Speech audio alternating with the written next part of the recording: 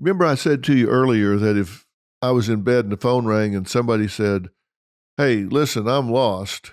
Can you tell me how to get to First and Elm?" What would my first question be? Where are you? Right? Because I'm going to give a different set of directions if they're east of First and Elm versus west of First and Elm, north of First and Elm, south of First and Elm. I need to know where you are before I can tell you how to get where you want to go.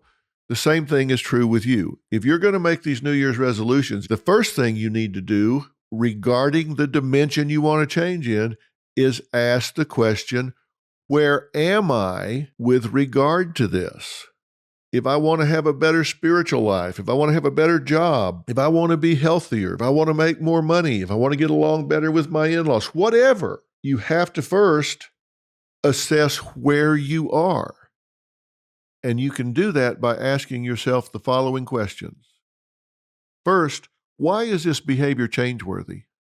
The behavior resolving to change. Your resolution.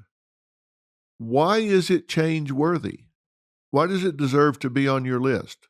Certainly, why does it deserve to be on the top of your list? Why? Is it creating pain, distance, unhealthiness? What is it creating? Question 2, what pain is this creating in your life or somebody's life that you want it to stop? Then 3, what is blocking you from having what you want?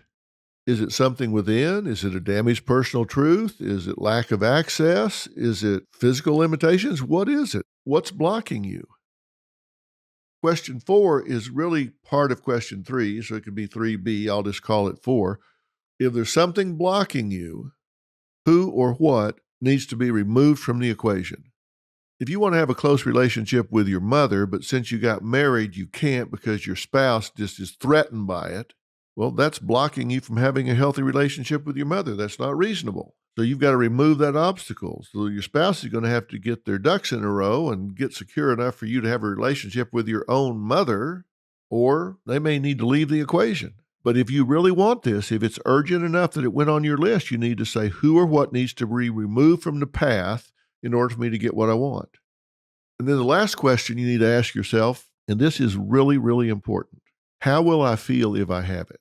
If you achieve your resolution, how are you going to feel if you have it? This is important because you need to make sure you're wanting the right thing. Ask yourself, if I achieve my resolution, if I get what it is that I'm saying I want, how am I going to feel? Am I going to feel relief? Am I going to be proud? Am I going to be excited, satisfied? And if the answer is, wow, I don't know, I'm not sure that's going to give me what I'm looking for, then maybe you need to revise your goal. Make sure that what you want is going to get you what you think it's going to get you. For example, I've talked to people that said, I just have a terrible self-image, and so I want to get plastic surgery. Well, is plastic surgery going to change your internal dialogue? Maybe not. I tend to think we need to deal with psychological problems psychologically, medical problems medically, spiritual problems spiritually, familial problems familially. I think we need to stay in our lane. Can't tell you how many people had had a poor self-image and got plastic surgery and still had a poor self-image. I think that's sad when I see that. So you got to make sure that you're wanting the right thing. And there are 2 things in life that you are in total control of, and that's your attitude and your effort. Those are 2 things you always control, your attitude and your effort. So you want to choose a goal that, whether you achieve it or not, is a function of your attitude and your effort. That will make you feel so much better. And I promise you, plastic surgery is not going to fix your self-esteem. Eckhart Tolle said the primary cause of unhappiness is never the situation, but your thoughts about it. You know, you've heard me say, it's not reality that you respond to, it's what you say to yourself about reality. Eckhart's saying the same thing. Primary cause of unhappiness is never the situation, but your thoughts about it. So let's talk about asking yourself where you are. I'm going to give you 5 categories. I'm going to put a chart on the website for you, but I'm going to go through it with you real quick here. Life dimensions: personal, relational, professional, familial, and spiritual.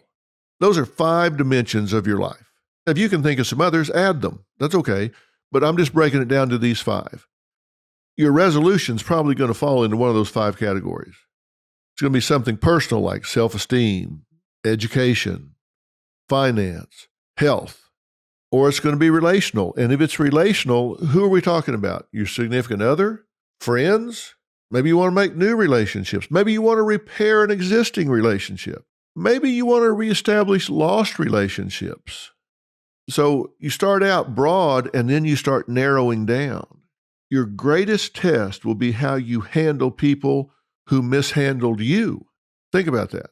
Your greatest test in life will often be how you handle people who have mishandled you. They've mistreated you. They've been unfair with you. So how are you going to handle them? That will be under the relational area. Maybe spouse, friends, an existing relationship that needs repair. Then the third dimension was professional.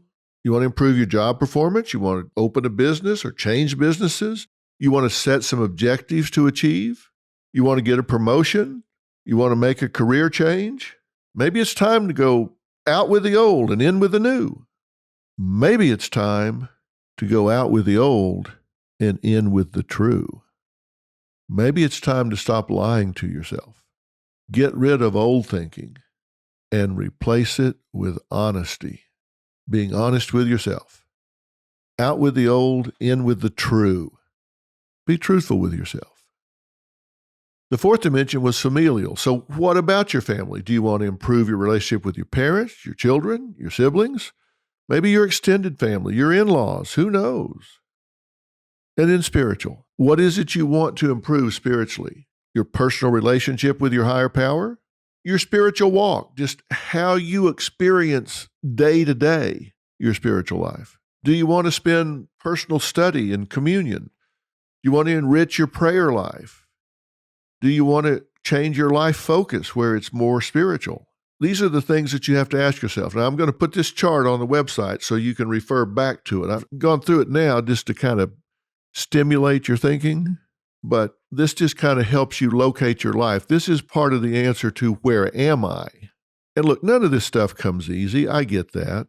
But if you don't sacrifice for what you want becomes a sacrifice. Don't sacrifice the things that you really, really want because you're unwilling to make sacrifices to get them. I'm going to give you some questions that go with out with the old and in with the true. These are things you need to ask yourself and be really, really honest about. What characteristics am I carrying with me from one situation to the next?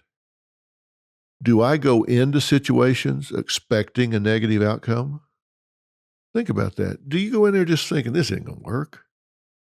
Do I go into situations with a chip on my shoulder? Am I so judgmental that I condemn people in situations the moment I arrive? Just, here comes the judge. Here comes the judge. Am I so angry and embittered that I spew ugliness on everyone I engage? Am I so insecure that I look for and find examples of how I am mistreated in every situation? Am I so passive and unwilling to claim my space that I invite people to overlook and disrespect me? Avery and London don't. They're not wallflowers. They walk up to people and say, hello, my name's Avery. Good to meet you. That does not invite people to overlook them. Do I hide insecurity behind a wall of false superiority and arrogance? Now think about that. Don't you know people that do that? They're really insecure, but they come across with an air of false superiority and arrogance. But if you ever said boo, they would just fall apart. Do I try so hard that I wear people out with my overreaching? Do I spend all my time comparing myself to other people? Do I cheat myself out of genuinely experiencing situations by worrying the entire time about how people are viewing me? Have I doomed key relationships in my life by judging and condemning myself and others? I'm going to put those on the website also, because I want you to be honest with people about who you are, what you want, and how you expect to be treated. If you engage people with standards, there's just a price of poker to be in your life.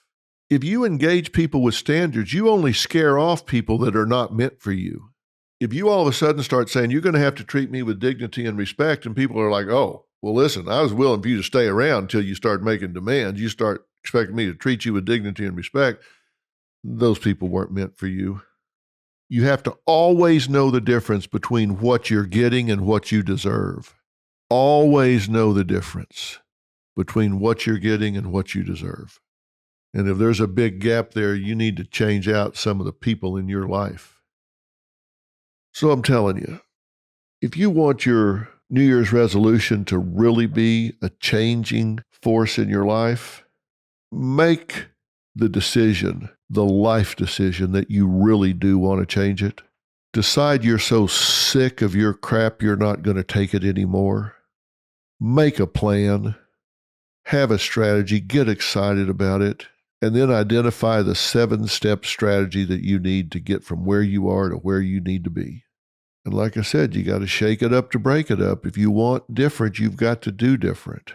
The most overquoted statement I've ever heard from the world of psychology is that the definition of insanity is doing the same thing over and over and expecting a different result. It's probably overquoted so much because it applies to so many of us. We just keep doing the same thing over and over and over, and then we're stunned when we don't get different results. So if you want different, do different.